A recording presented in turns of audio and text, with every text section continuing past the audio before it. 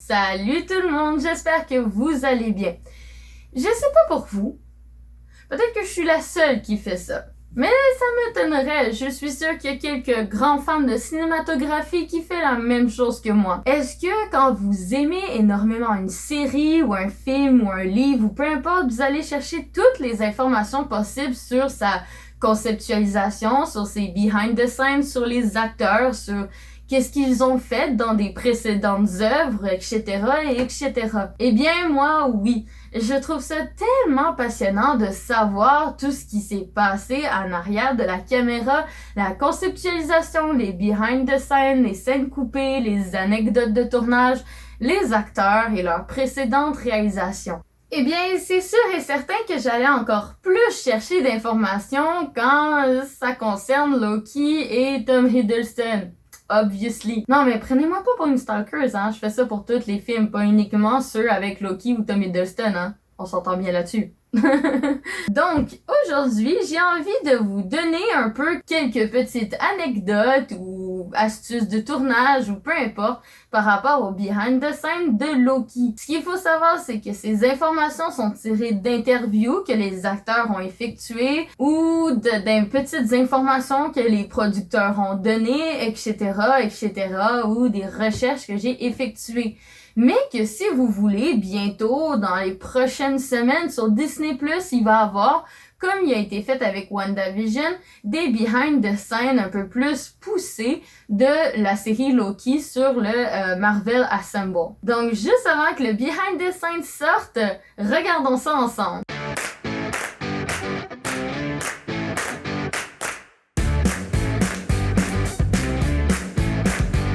Première anecdote.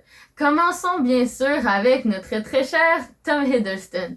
Le saviez-vous que celui-ci, pour se donner un peu plus d'énergie, Sofia Di Martino a affirmé dans une interview qu'il courait entre les scènes. On a même eu une vidéo qui a circulé sur internet de tout le monde était dans l'auto pour se diriger vers la prochaine scène, tandis que Tom Hiddleston, lui, était en train de courir jusqu'à la prochaine scène.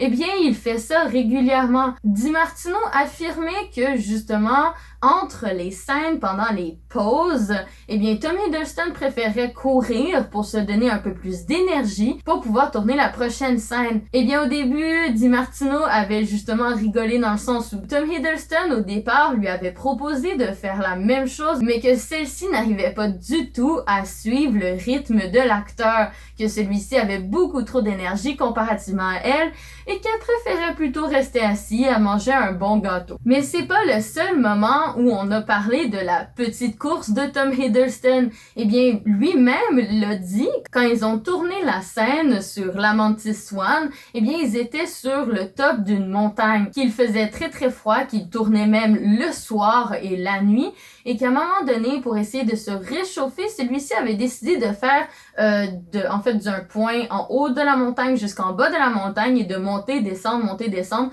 pour pouvoir se réchauffer. Et que ce moment est l'un des plus mémorables qu'il a eu pendant le tournage. Parce que celui-ci ne voulait pas non plus obliger les autres à faire comme lui, qu'il les entraînait pas à faire la course un peu comme lui, qu'il avait proposé à personne de le faire et que lui, il faisait juste sa course pour essayer de se réchauffer et de se donner de l'énergie et qu'à un moment donné, il a aperçu sur le coin de son épaule quelqu'un qui faisait pareil comme lui. Eh bien oui, l'acteur Owen Wilson a décidé de participer au petit entraînement de réchauffage de Tom Hiddleston et le suivait derrière. Donc tous les deux ensemble ont décidé de faire la petite course de haut en bas.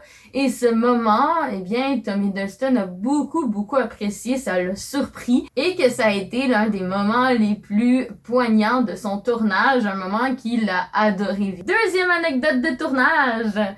Eh bien, toujours avec Tom Hiddleston, le saviez-vous que celui-ci a tendance pendant les pauses entre les prises, pas uniquement de courir, mais aussi de mettre de la musique. C'est un grand fan de musique et celui-ci pense régulièrement à mettre une petite playlist de musique en haut-parleur pour que tout le monde puisse s'entendre, pour un peu ambiancer tout le monde en attendant la prochaine scène. Et beaucoup d'acteurs qui ont côtoyé Tom Hiddleston, que ça soit dans le tournage de Loki ou dans d'autres tournages, affirment que ça faisait du bien. Celui-ci adore danser, écouter de la musique, etc.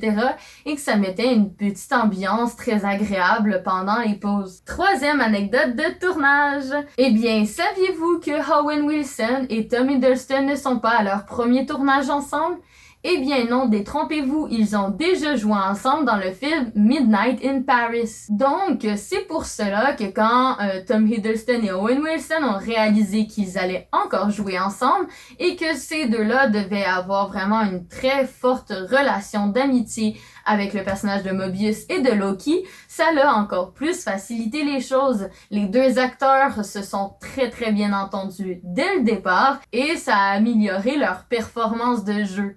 De plus, ce n'est pas la première fois que Tom Hiddleston joue avec des gens avec qui il était avant. C'est notamment arrivé avec l'actrice qui joue l'Ancien dans Doctor Strange, mais aussi avec Benedict Cumberbatch qui joue Doctor Strange et tellement d'autres acteurs dans la MCU. Et justement, en parlant de la relation Owen et Tom, le saviez-vous que Owen Wilson avait reçu énormément de cours particuliers avec Tom Hiddleston pour pouvoir apprendre par cœur toutes les petites variétés de l'histoire de Loki. Owen a dit qu'il y avait même à un moment donné passé une journée complète et même une petite partie de la nuit à justement parler de Loki avec Tom Hiddleston, ou plutôt apprendre Loki avec Tom Hiddleston. Quatrième anecdote de tournage.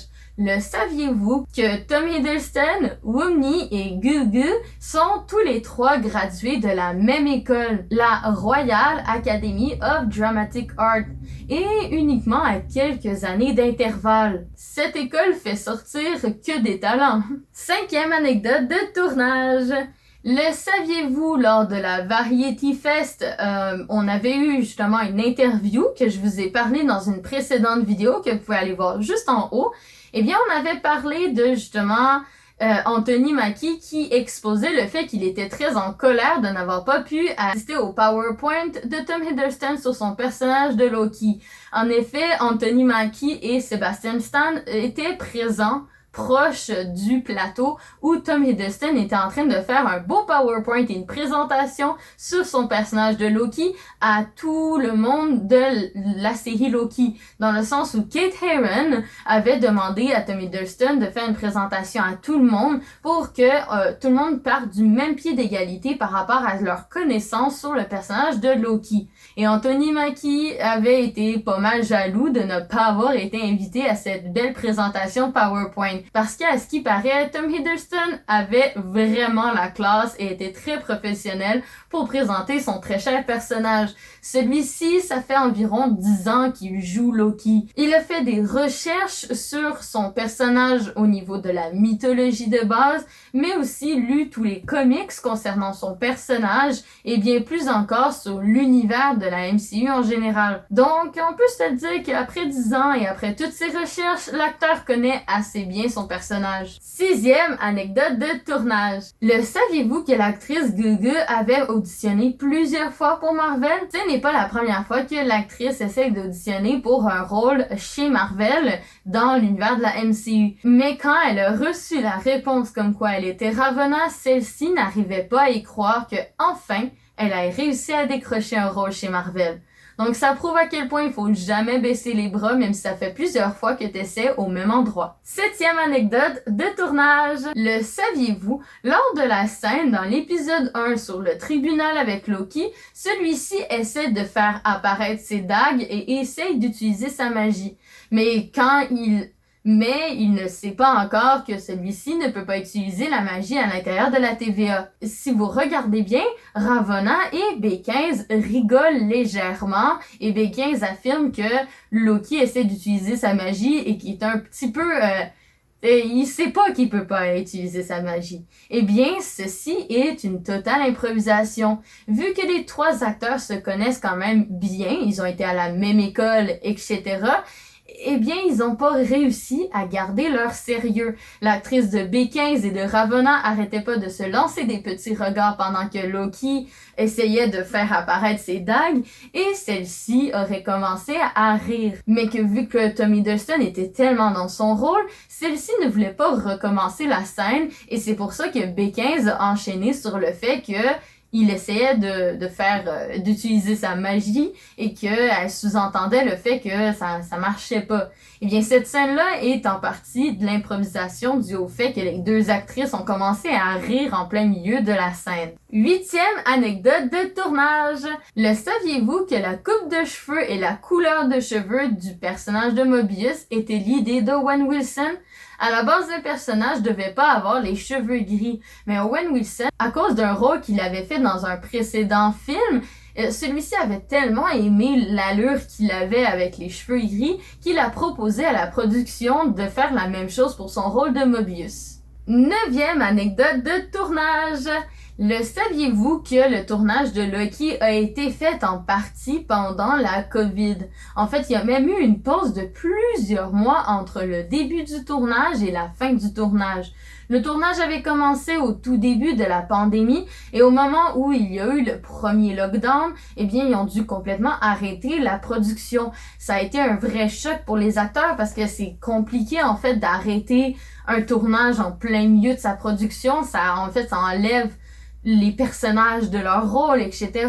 Et qu'il y a eu plusieurs mois qui s'est défilé entre le début du tournage et la fin du tournage. Ce qui est encore plus encombrant, c'est qu'au moment où ils ont réussi à avoir l'autorisation de recommencer à tourner, il y avait énormément de règlements. Vu qu'ils ont recommencé à tourner pendant la pandémie, eh bien, il y avait beaucoup de règlements liés à la distanciation, aux tests PCR, au nombre de personnes sur le plateau de tournage, les masques, le gel hydroalcoolique, etc. Et qu'à cause de ça, il y a beaucoup de scènes qui ne sont pas comme ce qu'ils étaient supposés être. Notamment la scène dans la cafétéria ou la scène dans la bibliothèque des archives. Eh bien oui, à la base, ces scènes devaient être beaucoup plus peuplées. Il devait y avoir beaucoup plus de monde dans la cafétéria ou dans les archives où Loki fait ses recherches, mais que malheureusement, à cause des règlements sanitaires, il n'avait pas le droit d'avoir de extra, qu'on peut dire en anglais, comment on dit ça en français, de figurants sur le plateau. Donc malheureusement, ils ont dû faire en sorte de garder le plateau avec uniquement les acteurs principaux et quelques petits figurants. Ce qui a donné que c'était beaucoup plus compliqué, que ça faisait un effet un peu plus vide et qu'ils ont dû un peu plus changer l'ambiance de la TVA pour que ça matche avec. Et que Tom Hiddleston, généreux comme il a décidé de toujours être sur le plateau. Dans le sens où vu qu'il manquait de figurants et que même que le staff de la production en général était rapetissé aussi, qu'il y avait beaucoup moins de personnes en arrière de la caméra, eh bien Tom Hiddleston a décidé que même s'il n'était pas en emploi, qu'il n'était pas supposé d'être sur scène ou sur le plateau parce qu'il n'y avait pas de scène à tourner avec lui à l'intérieur, eh bien celui-ci restait sur le plateau pour donner la réplique à ses camarades pour que ça facilite en fait le tournage pour tout le monde. Donc il a vraiment voulu aider un peu plus les autres acteurs, surtout les acteurs qui avaient moins l'habitude d'être dans un plateau de la MCU et que ça avait énormément aidé certaines personnes parce que ça faisait en sorte que le plateau il était un petit peu moins morose et vide. Parce que d'habitude, il y a énormément de figurants dans un film de cette ampleur, en fait dans une série de cette ampleur. Et cette fois-ci, c'était quasiment désert. 10e anecdote de tournage.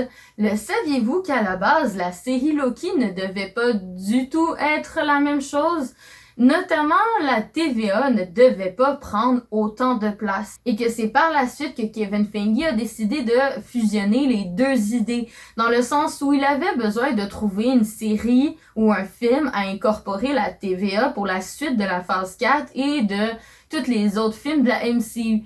Et que à la base, la série Loki devait uniquement se centrer sur Loki qui voyage à travers les époques de l'humanité pour faire un peu de bêtises, de changer des choses importantes de l'humanité et s'amuser au gré du temps, justement, de voir tous les mauvais coups que le personnage effectuait. Eh bien, Kevin a décidé au final de fusionner les deux idées et c'est pour ça que maintenant nous avons Loki à la TVA et tous les changements qui se sont effectués. Mais nous avons des scènes qui figuraient dans le plan initial de la série, notamment la scène de D.B. Cooper que maintenant on a transformé en tant que Paris envers Thor et qu'on voit vraiment pas longtemps dans la série, eh bien normalement c'était supposé d'être une des scènes et un des épisodes de la série Loki où ça parlait justement de Loki qui se téléporte dans une époque de l'humanité et qui provoque les événements de D.B. Cooper.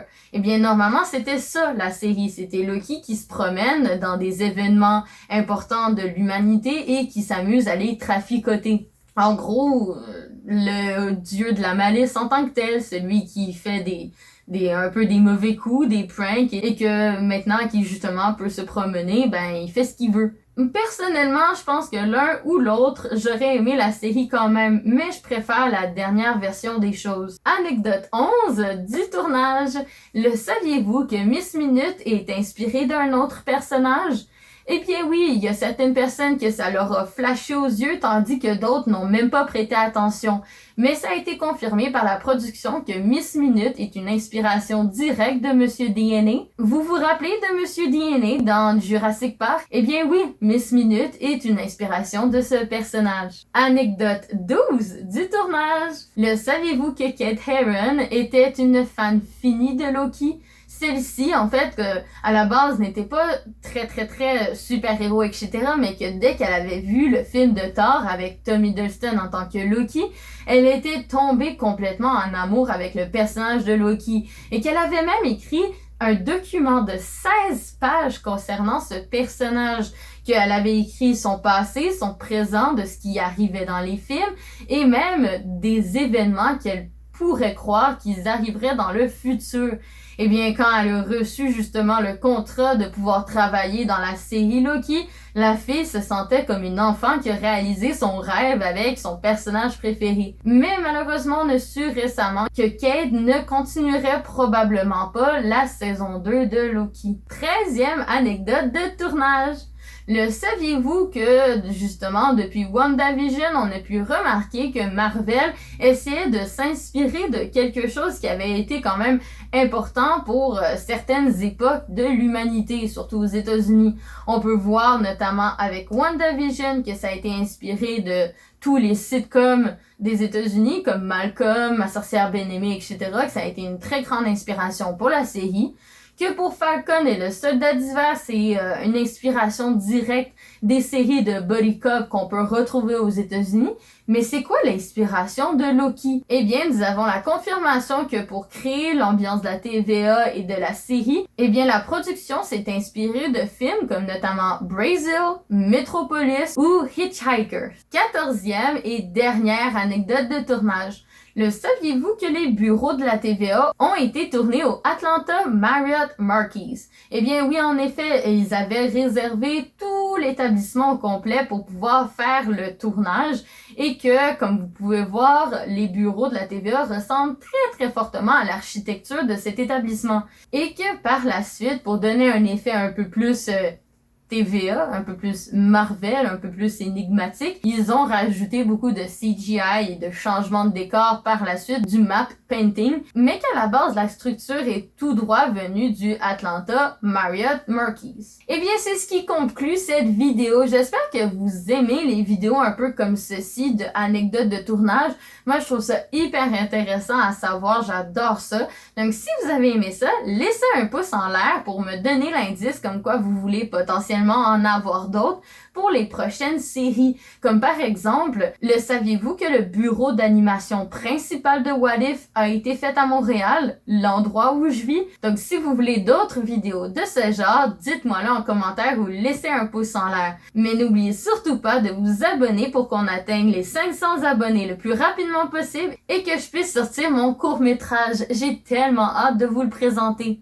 Donc, je vous laisse là-dessus et je vous retrouve dans une prochaine vidéo. Gros bisous du Québec!